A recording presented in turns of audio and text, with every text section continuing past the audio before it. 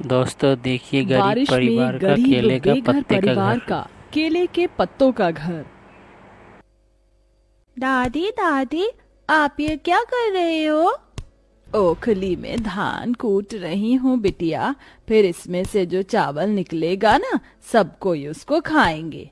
अच्छा दादी, तो मैं भी आपकी मदद करवाती हूँ। 4-5 साल की आराध्या अपने नन्हे नन्हे हाथों से बूढ़ी जमुना के साथ ओखली में धान कुटवाने लगती है। तभी मौसम खराब हो जाता है और जोरदार की बारिश शुरू हो जाती है। हे भगवान, ये बिन बादल बारिश कहाँ से शुरू हो गई? ऐसे तो सारे धान गेहूं गीले हो जाएंगे। कविता, बबीता, ओ कविता बबीता, जल्दी से बोरी लेकर आओ और मेरे साथ धान गेहूं उठवाओ। दोनों बहनें जल्दी से आकर अनाज बोरी में भरकर घर के अंदर लाती हैं, जहां 7 महीने की गर्भवती बहू सरला खाना बना रही थी। जहां अमीर लोग बेसब्री से बारिश के मौसम का इंतजार करते हैं, तो वहीं गरीब परिवार को बारिश में बहुत परेशानी उठानी पड़ती है। ऐसा ही हाल गंगा प्रसाद के घर का था, जिसमें पत्नी, बहू, बेटी, पोती और वो बाप बेटे भी एक ही छोटे से किराए के कमरे में बड़ी दिक्कत में रहते थे। देखते देखते छत टपकने लगती है। तभी कोसते हुए जमुना कहती है, बस यही बाकी रह गया था। पता नहीं ये बरसातें क्यों आती हैं। हम गरीब परिवारों के दरवाजों में कितना पानी बह रहा है छत से। तभी सास को दुखी देखकर सरला हिम्मत देती है। माँ जी, आप चिंता मत कीजिए, मैं अभी पानी निकाल दूंगी। वैसे भी खाना पीना तो बन गया है। नहीं बहू, तू पेट से है। तेरे और तेरे बच्चे के लिए वजन उठाना सुरक्षित नहीं। हाँ सरला भाभी, आप रहने दीजिए, हम दोनों पानी निकाल देंगी। आप पैर ऊपर करके खटिया पर बैठ जाओ। कविता बबीता दोनों बाल्टी बाल्टी करके पानी बाहर फेंकने लगते हैं। कुछ देर में आसमान भी साफ हो जाता है और बारिश हल्की हो जाती है।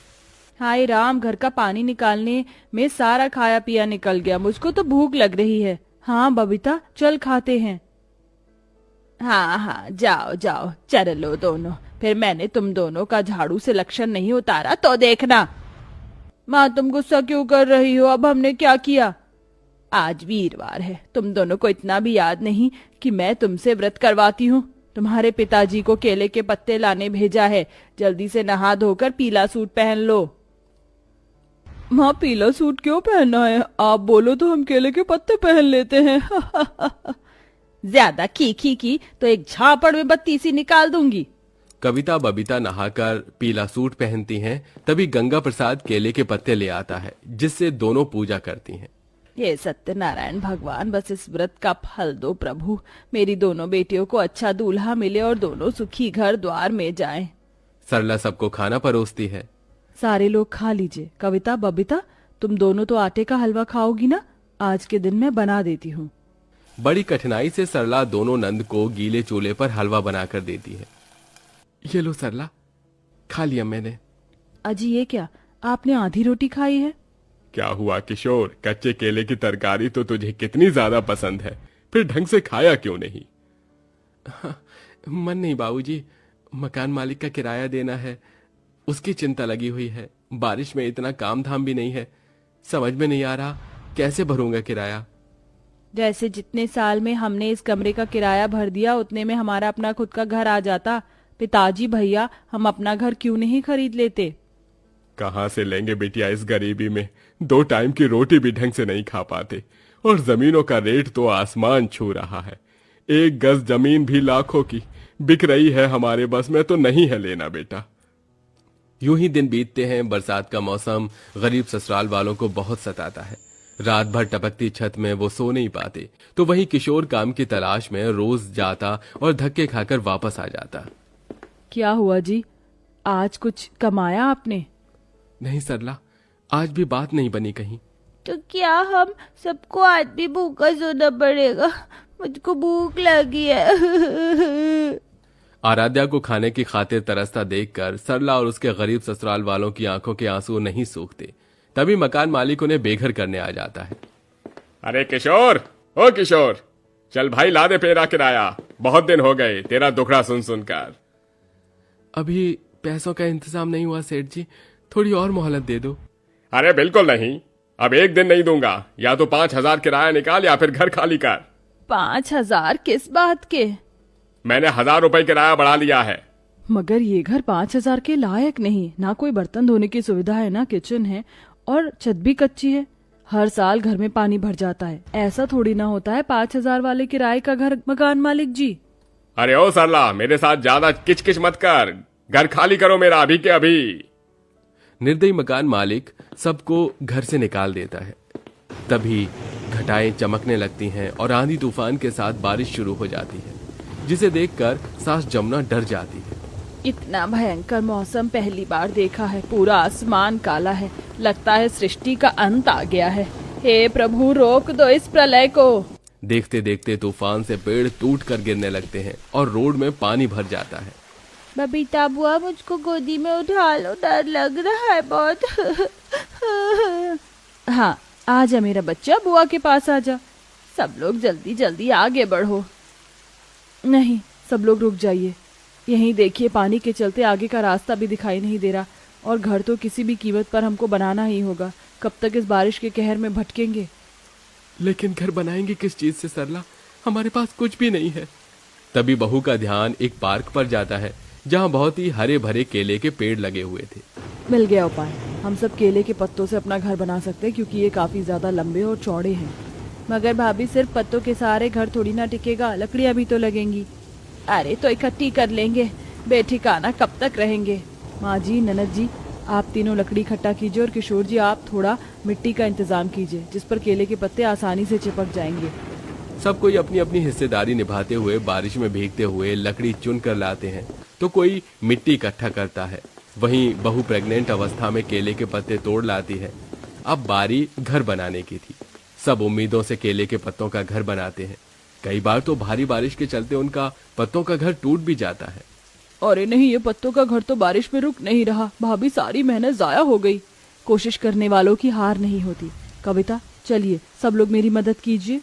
लगातार की कोशिशों के बाद गरीब ससुराल वालों का केले के पत्तों का घर बन जाता है, जिसे देखकर आराध्या खुश होते हुए कहती है, अरे वाह, ये बनाना ट्री वाला घर कितना अच्छा है। अब हमको बरसातों में नहीं रहना पड़ेगा। सब कोई घर के अंदर आ जाता है। तभी जमुना कहती है, अरे बहू, तेरी साड़ी कितनी गीली हो गई, इसमें से तो पानी टपक रहा है। ऐसे तो तुझे और तेरे होने वाले बच्चे को निमोनिया ना हो जाए। कुछ नहीं होगा, मैं सुखा लूंगी। नहीं नहीं किशोर बेटा, जाओ और थोड़े केले के पत्ते तोड़ ला। जी अच्छा माँ। किशोर तुरंत जाकर केले के और पत्ते तोड़ता है, जहाँ वो पेड़ों में कच्चे पक्के केले उगे देखता है। अरे, इसमें तो कितने सारे केले लगे हैं। मैं तोड़ लेता हूँ, वरना तो कोई और तोड़ कर ले जाएगा। केले के पत्ते लेकर किशोर घर लौट आता है। ये लो माँ, मैं केले के पत्ते ले आया, और ये कुछ फल भी ले आया हूँ। किसी ने कुछ नहीं खाया, इसे ही मिल बांट कर खा लेते हैं। ये लो सरला, तुम खाओ। अभी खाने की जरूरत तुमको सबसे ज्यादा है, तुम प्रेग्नेंट हो। मेरा मीठा खाने का मन नहीं है। ये पके केले आप लोग खा लीजिए, बाकी इन कच्चे केले का पकौड़ी बनाती हूँ। वैसे भी जब ये बारिश का मौसम हमें दुख तकलीफ और गम देने में कोई कमी नहीं करता, तो हम खुश होने में, खाने पीने में क्यों करें। बहू रोड में से ईंट उठा लाती है और चूल्हा बनाकर सबके लिए केले के पकौड़े बनाती है। तो वहीं जमुना केले के पत्तों की सुंदर सी साड़ी सिलती है। ये ले बहू, तेरी गरीब सास की इतनी हैसियत तो नहीं कि तुझको लाखों की साड़ी दिला पाती। ये पत्तों की साड़ी सावन का उपहार समझकर रख ले। सास का प्यार देखकर बहू की आंखों में आंसू आ जाते हैं। वो दिल की गहराइयों से धन्यवाद देती है। बहुत बहुत धन्यवाद माँ जी, ये उपहार मेरे लिए सबसे कीमती है। अच्छा, आइए सब लोग पकौड़े खाइए। अरे वाह भाभी, मुझे तो पता ही नहीं था केले के पकौड़े इतने टेस्टी बनते हैं। मजा आ गया, अब जाकर पेट में घुस गया। भाभी, एक पकौड़ा और दीजिए ना, बहुत अच्छे लगे मुझे। हाँ हाँ, ये लो कविता, खाओ। पूरा ससुराल लगभग 2 दिन रात रास्तों में भटकने के बाद उस दिन अपने केले के पत्तों के घर में चैन सुकून से सोता है। अगले दिन सवेरा होते मौसम खुल जाता है। अरे, मौसम ठीक हो गया, मैं कहीं काम धंधे की खोज में निकलता हूँ। जाओ जी, भगवान की दया कृपा से आज आपको काम मिल जाएगा। तभी बुजुर्ग उम्र में ससुर भी काम पर जाने के लिए तैयार हो जाते हैं। अरे रुको बेटा, मैं भी तेरे साथ चलता हूँ। दिन भर घर में बैठे बैठे क्या करूंगा, तेरे साथ जाऊंगा तो 2 पैसे कमा कर ले आऊंगा। अरे बाबूजी, मैं हूं ना घर संभालने को, आप यहीं रहिए। तभी छलकते आंसू से गंगा प्रसाद ने कहा, बुरा वक्त बताकर थोड़े ना आता है बेटा, 2 पैसे जमा रहेंगे तो काम ही आएंगे। उसकी बातों में गरीबी की सच्चाई थी। दोनों काम की तलाश में निकल जाते दोस्तों, हैं, वीडियो जहां कैसी उन्हें लगी कारखाने कमेंट के में निर्माण राय में देना। मजदूरी का काम मिल जाता है। देखो, काम तो दे दूंगा मगर दिहाड़ी 300 है। अरे कोई दिक्कत नहीं है सरकार, इतना ही दे देना। अच्छा तो काम पर लग जाओ। दोनों सुबह से शाम तक ईंट बनाते और पहुंचाते हैं और शाम को कमाई लेके घर आते हैं, जिसे पूरा परिवार भर पेट और अच्छा खाना खाते हैं। पूरा गरीब ससुराल केले के पत्ते घर में खुशी खुशी जिंदगी गुजारने लगते हैं। तो वहीं बरसातों का मौसम भी अगले कुछ महीने की खातिर टल जाता है।